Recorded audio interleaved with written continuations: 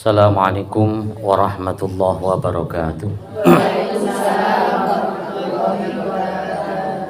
Alhamdulillahilladzi hadana lihada wa ma kunna linahtadiya laula an hadanallah. Asyhadu an la ilaha illallah wahdahu la syarikalah wa asyhadu anna Muhammadan abduhu wa rasuluhu la nabiyya ba'dah. Allahumma shalli wa sallim wa barik ala sayyidina Muhammad wa ala alihi wa ashabihi ajma'in. Ibu-ibu jamaah Yasin Tahlil Majelis Taklim yang saya muliakan, Shahibul Bait yang saya hormati, pertama marilah kita sama-sama memanjatkan puji syukur kehadirat Allah Subhanahu wa taala yang senantiasa Allah Subhanahu wa taala melimpahkan nikmat dan karunia-Nya kepada kita, sehingga saat ini kita masih diberi oleh Allah umur panjang, diberi oleh Allah kesehatan, yang kadang-kadang kesehatan itu tidak kita rasakan bahwa itu adalah nikmat, tapi kita sadar itu nikmat ketika datang ke rumah sakit. Kadang gitu baru nengok, ya Allah, ada yang nafasnya mengkis-mengkis, ada yang kulitnya gatel-gatel, ada yang jantungnya sudah bengkak, ono sing gulani dur dan sebagainya. Itu baru kita sadar, Masya Allah, ternyata kesehatan ini sangat mahal. Maka kita syukur alhamdulillah. Shalawat salam semoga senantiasa dilimpahkan kepada Nabi kita, Nabi besar Muhammad Sallallahu Alaihi Wasallam, yang telah mengorbankan segala-galanya demi terselamatnya umatnya. Rasulullah Sallallahu Alaihi Wasallam itu rela hidupnya menderita, yang penting umatnya bahagia. Itu sehingga ketika mau ajal saja beliau dicabut ruhnya oleh Allah Subhanahu wa taala, sakit sekali.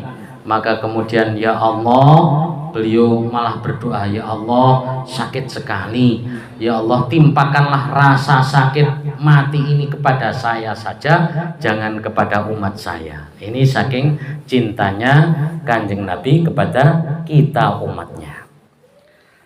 Mudah-mudahan kita mengaku jadi umat beliau dan diakui oleh baginda Nabi Sallallahu Alaihi Wasallam, sehingga mendapatkan syafaatnya di hari kiamat. Amin ya robbal. Ibu-ibu yang saya muliakan, ini saya datang ke sini ini atas permintaan saya.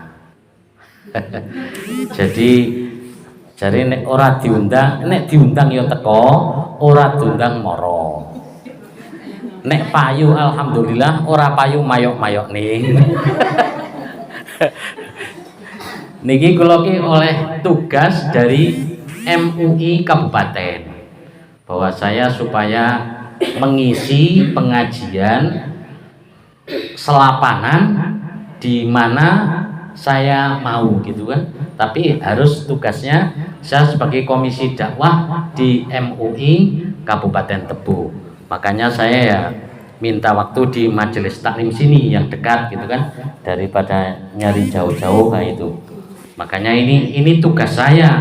Jadi urusan semuanya urusan kula kan, ngoten nggih. Maksudnya jenengan ojo mikir urusan-urusan yang lain gitu.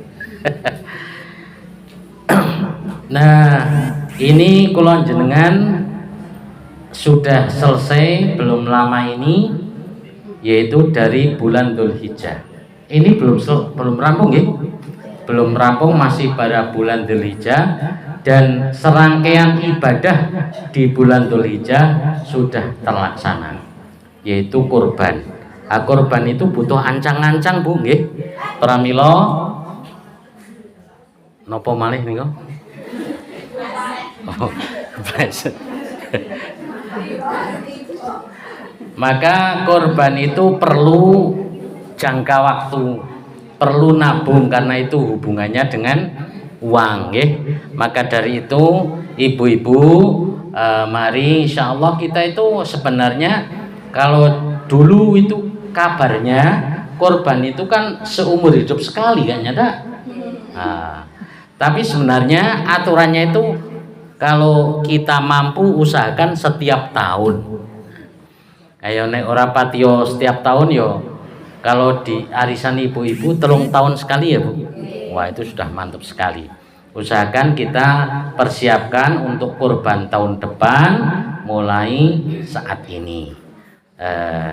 Ini di bulan Dzulhijjah tahun depan. Kemudian kita ini insya Allah sebentar lagi akan masuk bulan Muharram, yaitu awal tahun. Allah Subhanahu wa taala berfirman, "Ya ayyuhalladzina amanu taqullaha wal tanzur nafsum ma qaddamat lighad." Hai orang-orang yang beriman, bertakwalah kepada Allah dan hendaknya setiap orang itu melihat masa lalunya untuk masa depannya.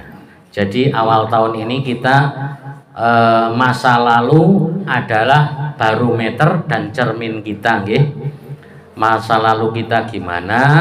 Nah, itu perlu kita lihat, tapi jangan ke masa lalu terus. Masa lalu kita lihat untuk jadikan pelajaran bagi kita yang hidup saat ini dan merencanakan hari yang akan datang. Nah, insya Allah ini nanti tahun barunya jatuh pada hari Minggu nggih. Minggu nginjing Ahad nggih. Terus biasanya nanti tahun baru itu kita awali, kalau tahun barunya kita awali dengan baik, mudah-mudahan 1 tahun baik ya. Jadi nanti hari Sabtu sore itu doa akhir tahun, habis asar doa akhir tahun. Sudah hafal apa dereng? Masa dereng hafal? Kalau mau dong hafal.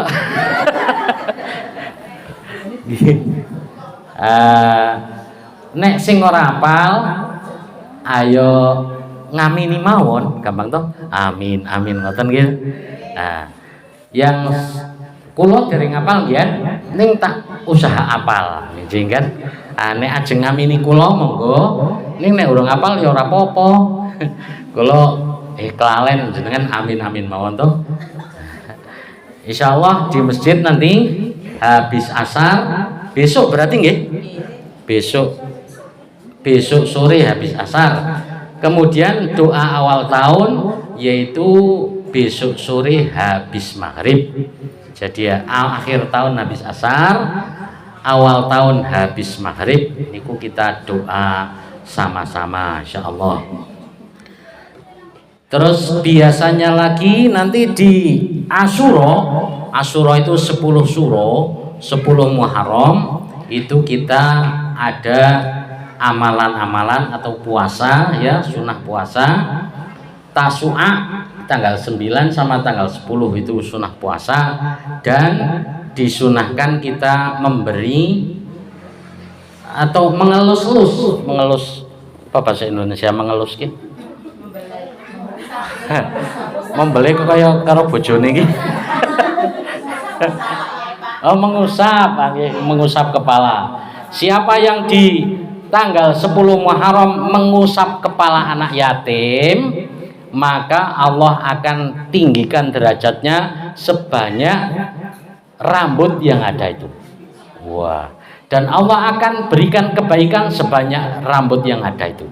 Dan Allah akan hapus dosa sebanyak rambut yang ada itu. Makanya, tapi yang paling penting sebenarnya bukan ngelusnya, tapi kasih sayangnya di hatinya ya. Misalnya walaupun nggak punya duit, tapi timbulkan kasih sayang kepada anak yatim itu. Wah itu. Tapi ya kalau bisa ya kasih uang kan, jangan mah diusel-usel. Apalagi hatinya nggak ada kasih sayang, itu harus ada kasih sayang di hatinya. Maka bahkan bulan Muharram itu adalah bulan yatama, bulan anak-anak yatim. Itu bulan Muharram. Kalau nggak ada anak yatim itu adalah anak yang ditinggal bapaknya ya. Kalau ditinggal ibunya bukan yatim. ditinggal orang yang mencari nafkah, yaitu bapak. Dan sebelum balik itu namanya masih yatim. Kalau sudah balik itu sudah nggak yatim lagi, nggak perlu disantuni, sudah hak sendiri ya. Seperti saya ini, nah ini sudah bukan ya, sebenarnya yatim piatu, tapi kedaluarsa. Jadi udah nggak perlu disantuni lagi itu. Nah, Rasulullah bersabda, ana wa kafilul yatim kahataini.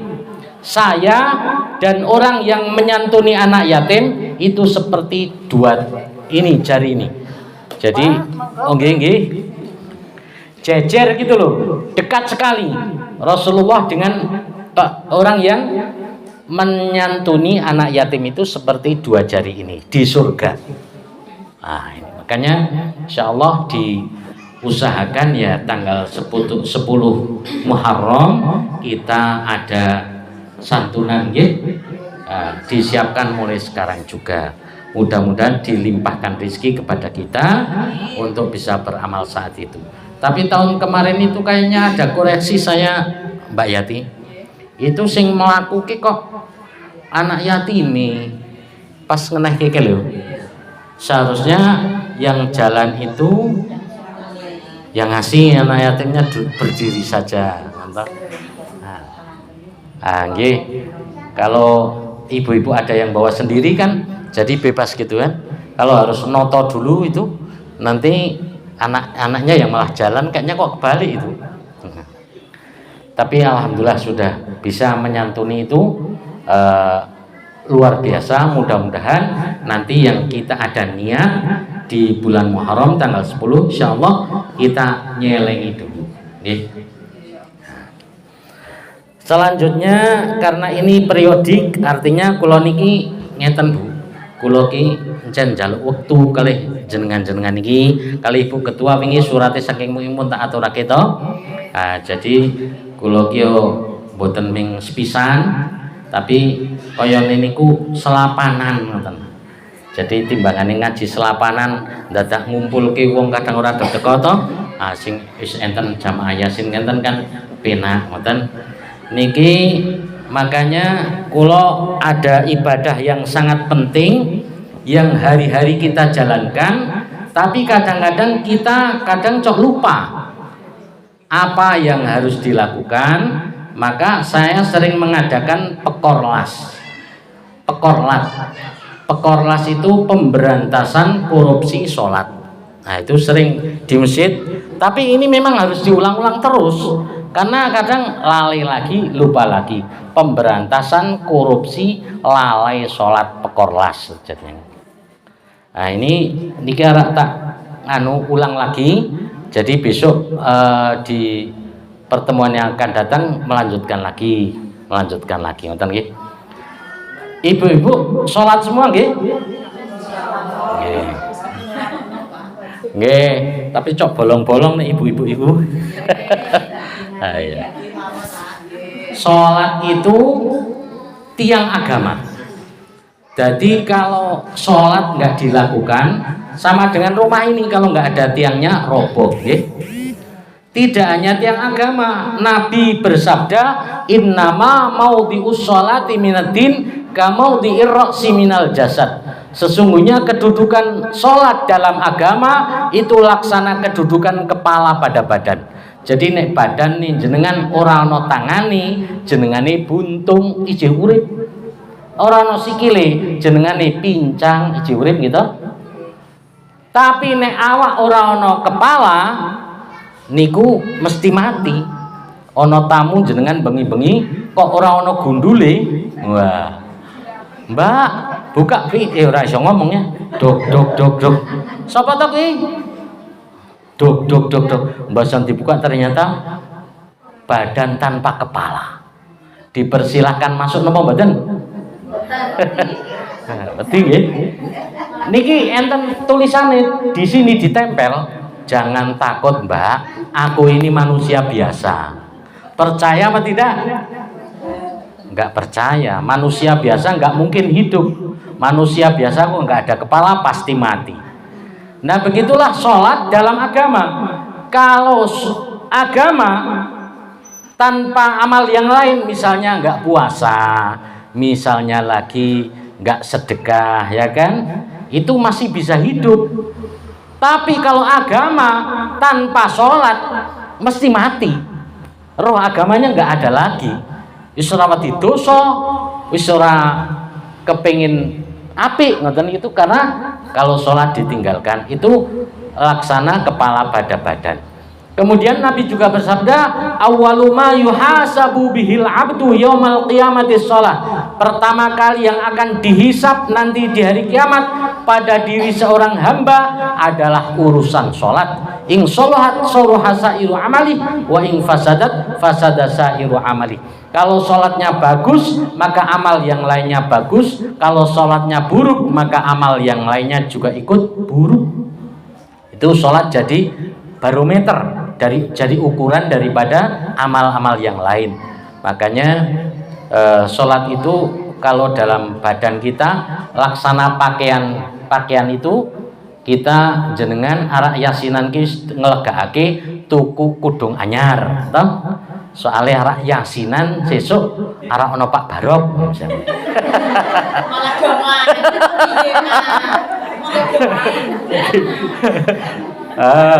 Kudunge anyar, bajune baru.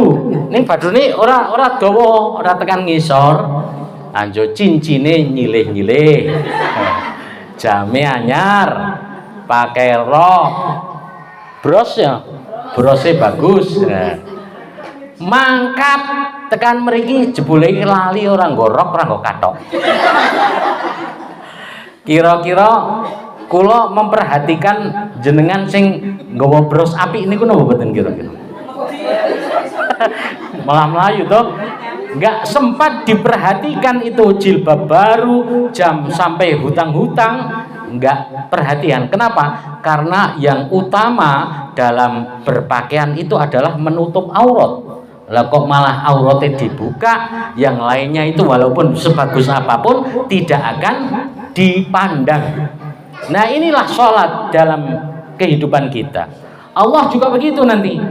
Sholatnya kok nggak dijalankan, misalnya, loh tapi saya rajin sedekah, ya Allah, oh ya, rajin amal yang lain, rajin ini itu, tapi sholatnya enggak, Allah nanti enggak sempat melihat amal-amal itu, karena yang pokok, yang utama tidak dilaksanakan. Jadi sholat itu laksana celana dalam pakaian. Nah itu ya. Sholat itu dalam agama seperti celana. Hal yang paling vital, yang paling penting. Oleh karenanya sholatnya kita upayakan. Nah sholat itu apa? Sholat itu kalau ahli fikih adalah aqwalun wa af'alun mahsusatun. Ucapan-ucapan dan perbuatan-perbuatan yang khusus. Jadi ucapannya khusus, nggak boleh ucapan yang lain masuk ke sholat, ya. Ucapan-ucapan ya seperti at-tahiyatul mubarakatus sholawat, kan, Fatihah, itu ucapan khusus, nggak boleh dalam sholat. Andaikan ada kopi di sini, wah itu batal sholatnya kita. Jadi nggak boleh kita mengucapkan ucapan-ucapan selain ucapan yang ada dalam sholat. Ucapan itu kan kadang tergantung niatnya, kecuali yang khusus gitu. Kalau ada kan ucapan misuh, elek. Tapi misuh itu ada dua. Misuh itu tahu nggak Kak Mawar? Misuh itu nggak tahu. Misuh itu apa? Misuh itu bukan misuh. Misuh itu ngomong elek, kurang ajar, gitu kan? Ada ucapan khusus misuh. Misuh itu seperti danjo, gitu kan? Itu memang khusus ucapan jelek. Mau dibuat baik nggak bisa itu. Walaupun Mas danjo sama tetap jelek. Walaupun lembut tapi memang itu khusus ucapan jelek. Kalau daerah saya itu ada telo. pantelo, odo ono sika. Itu aneh bahasa yang terkenal itu danjo, itu kan. Itu walaupun ngomongnya lembut, tapi kok bahasanya itu tetap jelek. Mbak sampean danjo ya. Jelek ya itu. Karena itu memang ucapan khusus jelek. Nah, ucapan sholat itu khusus bagus, ya. Walaupun bagaimanapun tetap itu bagus. Tapi ada loh misuh yang jelek sekali, tapi tergantung niatnya. Seperti anjing, ya kan? Anjing itu kalau memang untuk kata-kata jelek ya jelek sekali kan? Anjing, nah itu. Tapi kalau ada anjing, kan nggak jorok gitu kan? Ada anjing tuh, nggak apa-apa itu. Atau celeng misalnya, ada celeng itu. Sholat itu begitu, ucapan-ucapan khusus. Maka ucapan dalam sholat itu khusus, nggak boleh ucapan lain dimasukkan ke dalam sholat. Dan ucapan yang di dalam sholat itu di luar sholat pun tetap ucapan yang bagus kan gitu. Nah, aqwalun af'alun dan perbuatannya juga khusus. Perbuatan sholat itu khusus perbuatan itu. Tapi kalau nggak niat nanti ya bisa jadi itu nggak sholat jadinya kan. Niatnya saya olahraga tapi gerakannya niru sholat, ya bukan sholat itu namanya.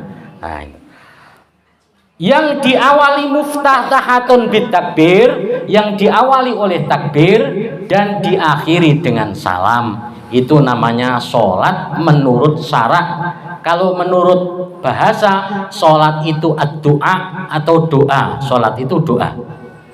Makanya doa yang terbaik itu sholat. Jenengan butuh apa-apa misalnya sholat kalau 2 rakaat belum, 5 rakaat, 10 rakaat, 100 rakaat kan itu. Ada orang-orang dulu itu kan, Imam Ahmad bin Hambal setiap hari itu 300 rakaat sholat. Ada yang sampai 500 rakaat. Rabi'ah al-Adawiyah itu wali wanita 1000 rakaat setiap hari. Jenengan berapa? 5 rekoso kata kita ini. Duha gitu. Duha 2 rakaat bolong-bolong. Duha kalau bisa 12 rakaat. Masya Allah, mantap itu. Nah, ini sholat seperti itu. Nah, awalnya takbir, maka saya akan langsung praktekkan ini. Jenengan melihat saya semua apa tidak? Ada yang di sana nggak lihat syutingannya aja besok. Jadi sholat niku Bu, jenengan ibu-ibu, kula bapak-bapak, gitu. Tidak boleh seorang wanita menjadi imamnya laki-laki. Laki-laki mengimami wanita, laki-laki mengimami laki-laki, itu yang boleh. Kalau yang bukan wanita, bukan laki-laki, namanya apa itu? Bencong. Bencong itu tapi bukan perempuan terus jadi laki-laki, bukan ya. Memang alatnya 2 gitu loh. Banci itu boleh makmum kepada laki-laki, tapi dia nggak boleh menjadi imamnya laki-laki. Boleh diimami wanita, dia nggak boleh bermakmum kepada wanita. Itu banci. Nah, kalau kita sholat, sebelum sholat itu disunahkan azan, ya. Sholat wajib itu azan. Azan itu panggilan untuk sholat. Jadi azan yang bagus ya itu yang diharapkan. Dan azan itu khusus laki-laki. Kalau tempat umum ya, maka kita langsung kepada sholat saja. Ketika kita sholat disunahkan kita menghadap kiblat begini, kakinya sama dengan bahunya Bu, ukurannya. Ombone ini lho, ojo terlalu ombo banget ngeten iki, atau terlalu sempit gini kayak mental ngono. Jadi kakinya menghadap kiblat nggih. Yang biasanya jenengan cok nek mlaku ngeten iki kadang ana sing mlaku ngene kan. nek ngadeg ngeten, tapi kalau sholat usahakan memang menghadap ke kiblat, kakinya lurus begitu. Nonton. Setelah itu kemudian rukun sholat yang pertama itu adalah apa ya? Niat ya, niat.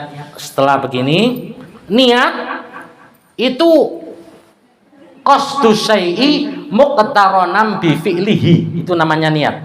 Menyengaja sesuatu dibarengkan dengan melakukan sesuatu tersebut, itu niat. Nek jenengan mau ke pasar, niat ingsun ning pasar, itu namanya niat. Nek sesuk aku arek nang pasar, itu bukan niat kalau dalam syara itu. Itu namanya azam atau rencana. Agenda. Besok itu belum. Makanya niat itu menyengaja sesuatu dibarengkan dengan melakukan sesuatu itu. Maka kapan waktunya niat? Yaitu pas takbiratul ihram, ya. Waktunya niat itu pas Allahu Akbar itu. Bukan sebelumnya, Pak, bukan. Ini jenengan kalau buka di kitab-kitab fikih nggak ada niat sebelum takbiratul ihram kalau fikih Syafi'iyah, ya. Itu jadi ini beda madhab. Wallahu alam, saya belum paham kalau madhab yang lain. Tapi kalau madhab Syafi'i itu yaitu niat itu di hati tempatnya. Aku niat sholat fardu maghrib makmum, nah itu di hati pas Allahu Akbar. Kalau usolli itu apa? Usolli itu melafatkan niat. Melafatkan niat itu hukumnya sunnah, dijalankan dapat pahala, tidak dijalankan tidak apa-apa. Tapi kalau niat itu hukumnya wajib. Jadi niat di hati itu pas jenengan Allahu Akbar, ngoten niku harus ada aku niat sholat fardu zuhur makmum. Nah itu usolli, fardunya harus ada biar membedakan sunnah apa fardu. Nama sholatnya ada, makmumnya ada. Kalau mustaqbilal kiblati ora apa-apa. Adaan boten apa-apa. Sing penting nang ati niku aku sholat fardu, aku niat fardu sholat fardu zuhur makmum. Makmum itu kudu ada. Nek ora nang makmum engko jenengan dihitung sholat sendiri. Jadinya kan begitu. Jadi fadilahnya jamaah hilang. Niku ki ora ana mixing kena cantol lagi nggih. Wah. Kalau ke tangannya selawi-selawi itu ya. Jadi imamnya dulu, imamnya di depan. Nek sholat jamaah niku, nek makmumnya satu, itu imam di sebelah kanan, makmum sebelah kanan, dekat aja dengan imam, jangan terlalu mundur. Itu kalau satu orang. Nanti kalau datang makmum lagi di belakangnya imam, terus njawil yang sebelah ini, klik itu, yang sebelah imam itu mundur satu langkah ini, bersop, ya, seru-seru. Ya. Itu kalau banyak itu nanti tambah kanan, tambah kiri, tambah kanan, kiri terus. Sik monggon niat sih. Jadi niat itu seperti itu ya, jangan salah paham. Nanti dikira jenengan usolli itu sudah niat, itu belum loh. Kalau mengusolli tok nanti nggak sah, khawatir sholatnya. Itu fikih ini, fikih itu sah dan tidak. Gitu. Kok tahu kalau sah? Ada hukumnya, kan itu ya, ada hukumnya. Kemudian nggak boleh mendahului imam. Kalau membarengi imam takbiratul ihram itu batal sholatnya. Jadi mendahului imam di takbiratul ihram batal. Kalau mendahului imam di rukun yang lain masih belum batal ya. Tapi kalau takbiratul ihram batal. Niat seperti itu. Kemudian yang kedua takbiratul ihram. Ini rukun yang kedua. Takbiratul ihram itu apa? Allahu Akbar. Nah, itu namanya takbiratul ihram. Ucapan itu. Rukunnya takbiratul ihram harus itu, nggak boleh diganti dengan yang lain. Allahul Hadi nggak boleh. Allahus Samad nggak boleh. Allahu Akbar saja. Dan itu harus terdengar di telinga kita. Kalau kupingnya tidak tuli, ya, kecuali orang tuli. Kalau orang waras begini, ini harus terdengar. Maka jenengan ya harus Allah Akbar. Paling gitu. Allah gitu. Kalau enggak itu namanya bukan ucapan, namanya batin. Nah, takbiratul ihram ini rukun, makanya harus terdengar di telinganya jenengan sendiri masing-masing. Atau kecuali pas hujan deras kan, nah itu enggak dengar enggak apa-apa. Kira-kira kalau kondisi normal itu terdengar suara kita. Dan lafadznya harus benar, enggak boleh Allahu Akbar. Akbar itu kalau dipanjangkan baknya artinya suara kendang. Jadi Allahu Akbar itu Allah Maha Besar, tapi kalau Allahu Akbar itu Allah suara kendang. Ngenyek toh ya. Ngenyek ya Gusti Allah. Terus nggak boleh dipanjangkan A-nya. Jangan sampai Allah. Kalau Allah itu tanda tanya. Artinya malah apakah Allah itu Maha Besar? Lo kok malah takon kan ini. Nah, itu jadi nggak boleh Allah, nggak boleh Allahu Akbar. Bau itu agak mencucu gitu Bu, itu tafkhim. Allahu Akbar, bau. Nah gitu. Niku takbiratul ihram tidak boleh mendahului imam. Kemudian yang ketiga adalah tegak berdiri dalam sholat fardu. Kalau sholat fardu bisa berdiri, bagi yang mampu harus berdiri. Gak boleh sholat fardu jenengan luhur jago ngeah, gak boleh, gak sah. Tapi kalau sholat sunnah boleh. Jenengan mau duha 12 rakaat sambil duduk aja nggak apa-apa. Ya, caranya ya biasa duduk. Kalau rukuk yang penting nanti sujudnya lebih rendah kan itu. Rukuk begini, nah sujud biasa itu. Tapi boleh kalau sholat sunnah kita sambil duduk, ya. Nah, kalau sholat fardu nggak boleh. Sholat sunnah jenengan nang kendaraan boleh tidak menghadap kiblat, tapi menghadap kemana kendaraan kita berjalan. Misalnya arah renguni cici ono arah duha siah wis wudu mau Allahu Akbar di mobil kan, Allahu Akbar sami Allah. Nah, itu boleh. Kalau sujud gimana? Sujud lebih rendah daripada rukuk, nggak apa-apa. Misalnya di mobil kan, ya gini ke rukuk, kalau sujud ya begini. Nah, itu kalau sholat sunnah. Tapi kalau sholat fardu tidak boleh. Pertama harus menghadap kiblat dulu. Masalah nanti mobil belok-belok, nah itu nggak apa-apa. Tapi pertama, oh itu matahari di sana berarti kiblatnya sana. Nah itu kalau sholat wajib. Kalau sholat sunnah tidak kemana saja boleh. Begitu juga sholat sunnah boleh sambil duduk walaupun bisa berdiri, boleh sambil tidur miring walaupun bisa duduk, gitu ya. Tapi kalau sholat fardu nggak boleh. Ya itu. Kemudian tadi takbiratul ihram itu ya Bu, cok banyak yang takbiratul ihram itu ini perlu tangannya itu yang penting. Allahu Akbar. Nah, gini.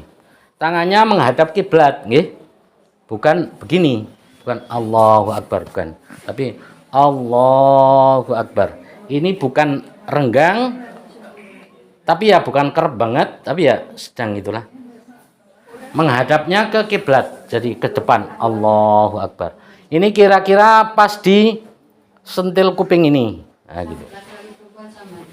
Ya, sama aja. Nah, gini. Allahu Akbar. Jangan begini atau malah dibalik begini. Jangan. Begini boleh aja. Nah. Tapi laki-laki perempuan itu bedanya ya ada beda-beda itu, tapi pas ruku, pas sujud itu kan. Nah, di sini tidak beda, nggak apa-apa ini. Laki-laki begini, perempuan begini nggak apa-apa. Kalau begini ya sah. Ini masalah sah dan tidak ya. Wah, kedur nih ini. Ya. Saya pernah sholat depannya orang was-was. Sampai saya batal, ngekek malahan. Ada yang bilang, Allah. dia ulang-ulang lagi karena rasanya belum sah gitu takbirnya. Jadi Allah. Jadi saya di belakang. Jadi ya jangan lebay, jangan keduren ya. Kira-kira ini segini ya. Menghadapnya ke kiblat. Untuk perempuan gitu loh Pak, batas-batasannya itu. Sama aja. Sama laki-laki. Tapi di sini kan di pundak ini ya. Batasnya pundak ini entah ininya atau ininya. Yang jelas kalau yang laki-laki ini di telinga ininya. Jempolnya gini. Maksudnya kalau perempuan Mas Del Pak, batasnya apakah Pak? Kan kadang-kadang itu kan ya namanya juga kadang jamaah sama-sama itu Pak. Nampaknya itu kok cuma gini kok lho Pak kayak ragu-ragu. Iya, jadi saya itu kalau kok iki ono sing dhuwur, kok iki ono sing ndek, kira-kira sing ndi. Ah, gitu loh Pak. Maksud saya itu sebenarnya kalau perempuan itu seberapa tingginya gitu loh. Kalau untuk takbir atau bukan takbir ini ya, tapi ngangkat tangan. Segini perempuan itu ya sama aja dengan laki-laki. Allahu Akbar. Kalau begini ya nggak apa-apa, boleh aja. Ada pun laki-laki juga yang tinggi banget itu kan. Sah apa nggak? Sah. Tapi kok elek kan.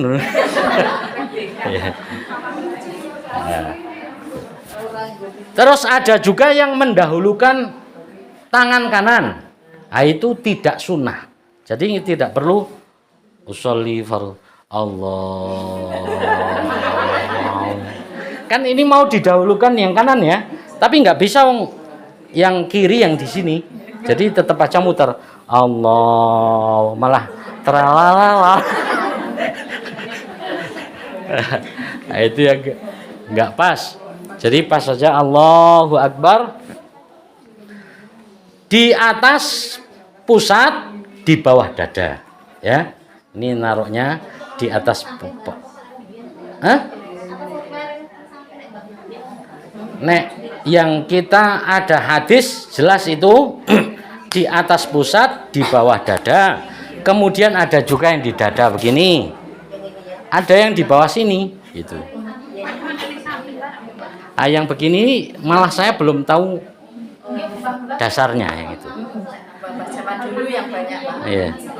Yang begini ini, yang menceng ini kurang tahu itu. Allah alam. Mungkin ada dasarnya, tapi kita yang nggak tahu gitu aja kan. Kita itu kalau ada perbedaan lebih baik begitu. Mungkin mereka ada dasarnya, kita yang nggak tahu daripada nggak ada itu salah itu bodoh tuh. Wah, jebulane dhewe sing bodoh. Wah, kan itu. Itu. Habis itu Allahu Akbar, terus sunnah diam sebentar Bu, baru doa iftitah ya. Allahu Akbar, diam dulu sebentar, baru Allahu Akbar kabira walhamdulillahi katsira wa subhanallahi bukratan wa asila. Gitu ya. Hah? Ya enggak, itu bukan sambungannya ya. Jangan Allahu Akbar kabiro. Itu jangan. Ini doa iftitah itu sendiri. Jadi jangan menyambung dengan takbiratul ihram. Allahu Akbar. Allahu Akbar kabiro walhamdulillahi katsira gitu. Jadi Allahu Akbar kabiro awalnya doa iftitah, bukan kabiro. Allahu Akbar itu doa ya Pak? Takbiratul ihram. Terus berhenti sejenak, baru Allahu Akbar kabira walhamdulillahi katsira. Ya 2 kali berarti. Pun nggih. Wis kesuwen kok tak selek. Ngelak doan. Nggih nggih.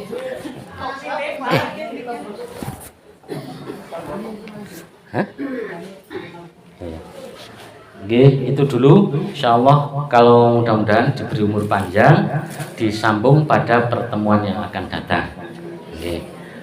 Kita sithik tambah ilmu gitu Bu. Oke. Nah, oke. Barangkali ada yang pertanyaan, silakan monggo. Kula ki nek ora takoni kenteken pokal. Nek ditakoni lanjut ngiling-ngiling. Monggo Bu. Waalaikumsalam warahmatullahi wabarakatuh.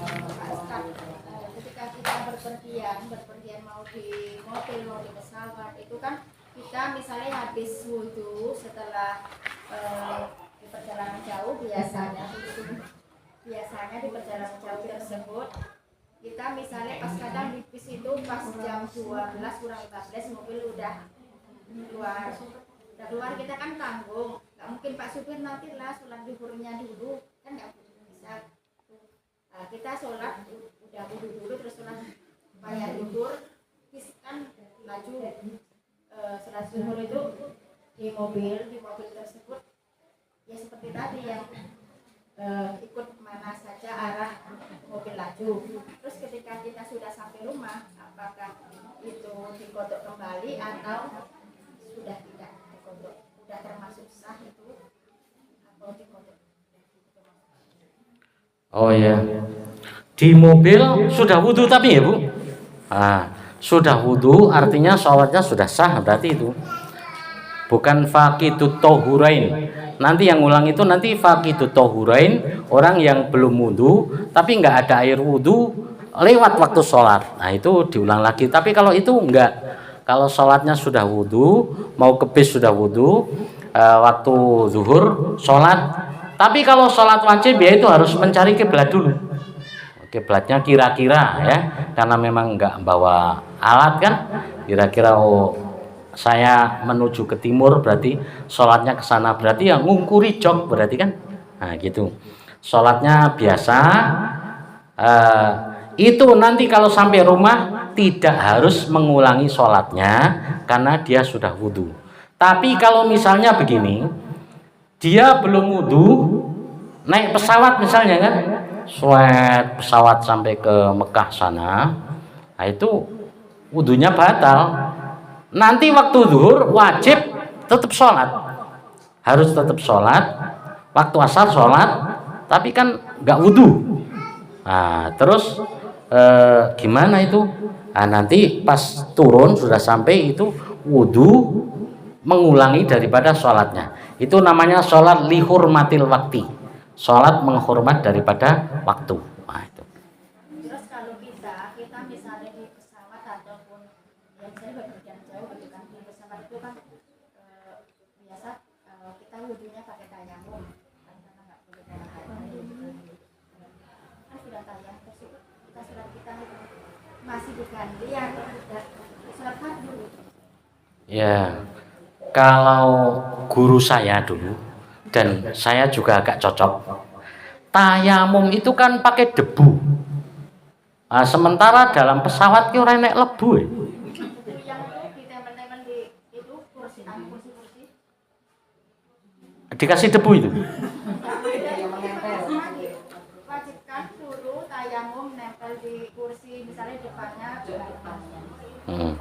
Ini saya dulu diskusi juga sama guru dulu kan disampaikan.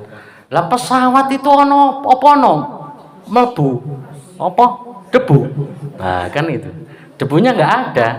Nah, wong AC terus rapet. Nah, itu kalau tayamum dengan jok itu kan nggak ada aturannya. Tayamum itu dengan debu. Maka di situ termasuk faqidut tohurain. Orang yang kesepian alat bersuci dua, yaitu air dan debu. Orang yang seperti ini waktu sholat dia tetap harus sholat, tapi nanti turun itu mengulangi sholatnya karena itu lihurmatil wakti, sebenarnya dia belum memenuhi syarat. Nah itu seperti itu. Kalau masalah tadi yang kalau ada yang orang yang menjamin bahwa itu ada debu, ya nggak apa-apa.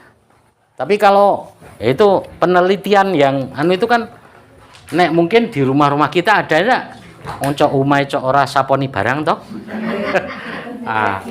Mungkin ada debu. Tapi kalau di pesawat, ini saya juga bukan pendapat saya sendiri, tapi guru saya dulu juga menyampaikan hal itu karena meneliti kok aneh ya, sholat kok pada di dinding pesawat lagi. Itu tayamum itu debu, bukan dinding, bukan tembok, tapi dengan debu. Lah debunya kalau nggak ada, tapi kalau kemungkinan ada debu, ya sah-sah saja, kan itu ya. Kalau husnudzon tok, tapi kan perlu penelitian ya. Wong kita husnudzon saja ini najis, tapi jebulane cok gawe liwat pitik, cok nguyuh ngising nang kono, itu tetep ora iso husnudzon kan itu. Nah, demikian insyaallah ya. Ada lagi yang lain? Barangkali monggo. Saya itu pengen tanya Pak, tapi kok di luar dari tema ini piye Pak? Enggak apa-apa, asal saya bisa jawab. Mesti bisa lah Pak. Gini loh Pak, saya kan pernah ngaji, Ya. pengajian lah istilahnya Pak. Tapi itu tuh kan bermacam-macam penyampaian. Terus ini kan masalah perempuan kan kita haid Pak, haid, terus kita membaca yasin seperti inilah kita yasinan. Kita itu enggak membawa buku yasin, tapi kita itu sedang haid. Itu ada yang mengatakan katanya boleh kita itu ikut membaca yasin dan tahlil, tapi ada yang mengatakan itu enggak boleh, kan gitu. Tapi kita enggak memegang buku yasin. Terus karena buku yasin itu kan bukan suatu kitab ataupun kitab Al-Quran, jadi diperbolehkan wanita haid itu membaca ataupun memegang buku yasin. Itu ada yang mengatakan seperti itu. Terus ada yang mengatakan kita itu boleh membaca tapi tidak boleh memegang buku yasin gitu. Jadi saya mau bertanya sama Bapak, apakah seorang haid, perempuan haid itu boleh ikut membaca surat yasin dan tahlil itu tadi atau tidak? Oke. Terima kasih. Jadi orang itu ada yang nggak boleh baca, nggak boleh membawa, kan itu ya. Yang tidak boleh membawa itu orang yang hadas kecil atau memegang ya, memegang. Orang yang nggak wudhu maka tidak boleh menyentuh Al-Quran. Nah, kalau membaca boleh, tidak wudhu boleh membaca. Itu orang yang atas kecil. Ada yang membacanya juga haram. Siapa? Mereka adalah orang junub. Junub itu ya berhadas besar ya. Kemudian haid, nifas itu nggak boleh. Membacanya juga nggak boleh. Membaca nggak boleh, apalagi pegang-pegang. Nah, itu membacanya juga tidak boleh. Jadi umi-umi itu nggak boleh. Yasin, Al-Quran nggak boleh itu. Orang yang haid ya. Apalagi memegangnya, membawanya itu nggak boleh. Nah.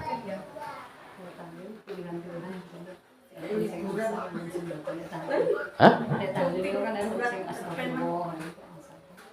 Ya, itu yang nggak boleh dipegang, itu yang mayoritas Quran. Jadi 50% lebih Al-Quran. Tapi kalau nanti ada yang lain-lain, ya, zikir-zikir misalnya, seperti buku Yasin itu. Yasin itu kayaknya. Buku Yasin itu kan enggak Yasin, kan ada tulisan gedrike, ada tulisan, Oh, ada terjemahnya. Lain-lain. Kalau 50% lebih, itu tidak apa-apa, kan itu ya. Tapi kalau kurang 50%-nya Al-Quran lebih, itu nggak boleh gitu. Terus juga Quran, yang namanya Quran, dia menulisnya memang untuk litadarus, untuk dibaca itu Quran. Kalau kae ayat kursi ngono kae, dhuwur kae, dia nulisnya bukan untuk litadarus, tapi untuk hiasan. Maka itu bukan termasuk Quran. Jadi pegang nggak apa-apa.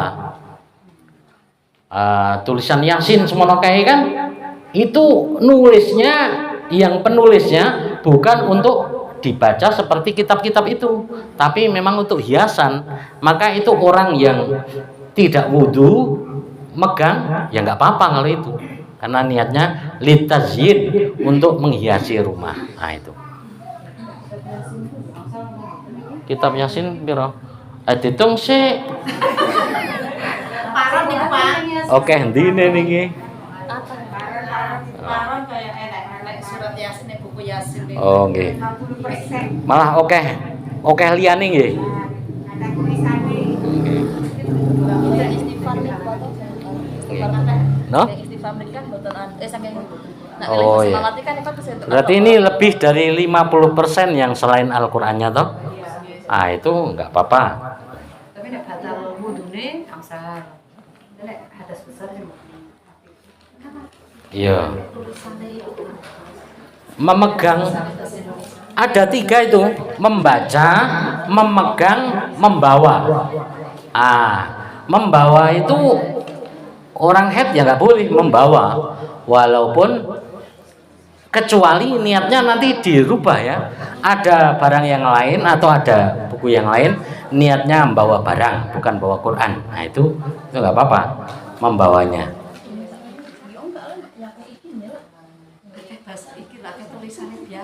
Nggih.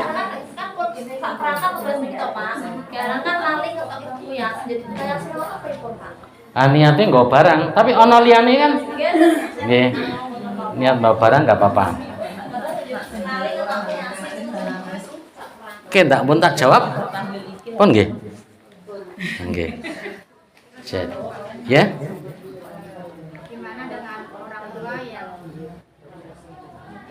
habis dioperasi atau pasang teter tuh kan pakai lewat selang. Teternya apa? Teter. Oh, kencing lewat selang. Ya. Itu kalau sholat itu gimana Pak? Oh, itu namanya daimul hadas. Orang yang selalu hadas itu niat kalau sholatnya ya biasa aja, tapi wudhunya harus sudah masuk waktu. Jadi misalnya masuk zuhur jam 12, wudhunya kok jam 12 kurang 5 menit, terus langsung sholat, nggak sah itu. Nanti wudhunya itu pas sudah masuk waktu, begitu wudhu langsung sholat gitu. Nah itu nggak apa-apa, itu dimaklumi. Jadi agama itu lunak. Kalau mudah jadi kenceng, tapi kalau susah jadi longgar kan gitu ya. Orang yang nggak bisa berdiri kan susah itu, maka boleh duduk longgar. Tapi orang yang bisa berdiri itu longgar enak, maka harus berdiri, nggak boleh duduk. Nah itu. Ada lagi? Satu lagi itu Pak belum baik anak kan niku pas niku sakit Mbah Putri niku to. Meng bisa istighfar sama baca syahadat pas sebelum kurang di 1 minggu lah. Itu pulang pojokkan sholat kan dia kan meninggalkan sholat tadi kan selama 7 hari itu kan karena bisanya cuma istighfar sama pas itu mau ajar itu kan sholatnya digodokkan anaknya itu gimana? Itu kalau dalam kitab Fathul Mu'in diterangkan orang yang meninggal dunia sebenarnya sholat itu amalan pribadi kan itu ya. Jadi usahakan kalau orang tua atau saudaranya sakit ya sholat dulu mbah. Nah itu sholat itu kan nggak harus baca. Kalau memang darurat ya tik sholat kan udah. Nah ini itu. Jadi amalannya begitu. Tapi kadang kan anak ragu, kayak mama ki urung sholat kan itu ya. Makanya kalau sholat itu di Fathul Mu'in dikatakan mengganti sholat yang sudah orang sudah meninggal dunia. Itu bisa, tapi bukan berarti dia itu nomboi, itu bukan. Tapi minimal itu ya kalau bolongannya 1 meter itu ya ditutup setengah meter kan itu ya. Tapi yang utama orang sholat itu seharusnya yang selama dia masih sadar, itu dituntun untuk sholat. Kecuali kalau sudah tidak sadar, orang nggak sadar nggak kewajiban sholat lagi kan itu ya. Nah itu kalau urusan sholat insya Allah semacam itu. Sholat mata itu apa? Boleh isyarat namanya kan. Sholat itu kalau kita mampu dengan berdiri, kalau nggak mampu duduk, kalau tidak mampu duduk tidur miring. Tidur miring itu gimana? Ya begini nih, kiblatnya sana toh. Ah, jenengan madep ngalor ngeten kepalanya. Nah, gini. Terus tidur melumah, kalau miring udah nggak bisa, melumah begini, kiblatnya sana toh. Nah ini tangannya, kakinya di kulon, kepalanya wetan ada kopi ya. Nah, ini diganjel bantal yang tinggi. Jadi sesek nggo tisu iki. Nah ini kasih bantal yang tinggi. Begini. Kopi bray. Nah, ngeten. Nah, usahakan lebih tinggi jadi wajah ini menghadap ke kiblat sana. Nonton. Jadi sholat itu ya biasa aja. Allah Akbar. Isyarat nggak bisa sujud kan kalau begini. Ya. Anggota itu untuk sholat yang apa makai? Sing takon iki sinten nggih. Digodhoi anaknya. Yang misalnya orang tua yang sudah agak mau ya, jangan sampai sih masa ICU itu gimana? Oh. Setengah sadar setengah. Orang tua yang sedang sakit nggak di ICU. Koma. Ya, tapi digodhoi Ya. digodhoi anaknya apakah boleh apa enggak itu maksudnya. Ya itu kodok itu seperti tadi kalau kodok itu kalau dalam kitab itu begitu tetap boleh kodoknya tapi bukan terus jaminan selesai urusan sholatnya. Makanya ini apa manfaatnya supaya kita kalau orang masih sadar itu tetap kita usahakan untuk mengingatkan masalah sholat itu. Jadi nggak ngandelin yang sehat gitu loh. Engko aku tak ora salate kodok iya ngono kan dadi ngono. Kayak udah ibaratnya di ICU kan ibaratnya melek tapi pikirannya udah enggak. Kalau orang yang hilang akal sudah nggak apa-apa. Itu ibaratnya kayak kemarin mbak Nikulan itu namanya itu udah itu dekat kan udah kalau pas kelingan ya bisa istighfar namanya bahasa syahadat gitu kan. Udah kayak ibaratnya udah kayak nggak ingat. Kalau itu darurat Bu, namanya koma. Koma itu namanya hilang akal. Yang wajib sholat adalah akil dan balik. Orang yang berakal dan balik kan nonton nih. Kalau misalnya tidak nggak sudah akalnya hilang itu nggak apa-apa. Ditambah dikodoi juga ya nggak apa-apa. Ya malah mantep kan itu jalan. Nah kalau itu Pak sakit udah lama itu kan nggak sholat. Sangit. Sakit itu kan nggak sholat. Terus meninggal. Apa itu wajib Pak bayar fidyah? Kok itu mertua saya itu kan sakit, udah lama nggak sholat, udah meninggal kok suruh bayar fidyah? Sih nek sholat ki ono fidyah ya? Ya itu makanya yang mau saya tanyakan itu. Soalnya waktu mertua saya meninggal kan ada kok nggak sholat berapa bulan? 2 bulan. Harus bayar sholat yang nyolatin orang kita bayar sama orang itu. Oh, kayak nyewa jenenge nyewa. Harus katanya harus wajib harus bayar itu. Iya iya. Kalau dalam sholat itu tidak ada bayar fidyah. Tapi yang fidyah itu puasa kan itu ya. Puasa itu fidyah, orang sakit meninggal itu fidyah. Tapi kalau sholat itu ya itu kalaupun dikodoi orang yang hidup itu boleh kan itu mudah-mudahan bisa menutup. Tapi kalau dalam kitab Fathul Muin itu jangan dikira itu bisa nutup kan gitu karena ini ya orang lain maka padahal orang sholat itu amalan pribadi atau infirodi kan itu kayak gitu. Makanya Bapak Ibu sekalian itu kita usahakan kalau ada orang sakit yang sehat itu selalu mengingatkan sholat semampunya. Kalau memang nggak bisa tayamum ya gimana lagi kalau sudah parah kan mau tayamum malah repot. Yang penting sholat. Nah, mudah-mudahan nanti diberi ampunan oleh Allah Ta'ala kan gitu. Enten malih? Sudah nggih? Pas.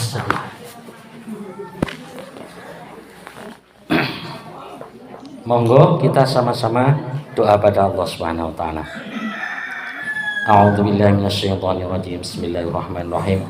Allahumma shalli wa sallim wa barik ala sayyidina Muhammad wa ala ali sayyidina Muhammad sayyidil awwalin wal akhirin wa sallim radhiyallahu tabaraka wa ta'ala an kulli sahabati rasulillahi ajma'in walhamdulillahi rabbil alamin hamdan yuwafi ni'amahu wa yukafi mazidah ya rabbana lakal hamdu kama yanbaghi li jalali wajhikal karimi wa 'azimi sultanik Allahumma ighfir lana wa li walidayna warhamhuma kama ربيانا صغارا اللهم تقبل وأوصل مثل ثواب ما قرأناه من القرآن العظيم وما هللنا وما سبحنا وما استغفرنا وما صلينا على سيدنا محمد صلى الله عليه وسلم هدية واصلة ورحمة نازلة وبركة شاملة إلى حضرة حبيبنا وشفيعنا وقرة أعيننا سيدنا محمد صلى الله عليه وسلم وعلى آله وأصحابه وأزواجه وذريته وأهل بيته وأنصاره وأسره وأمته وإلينا معهم أجمعين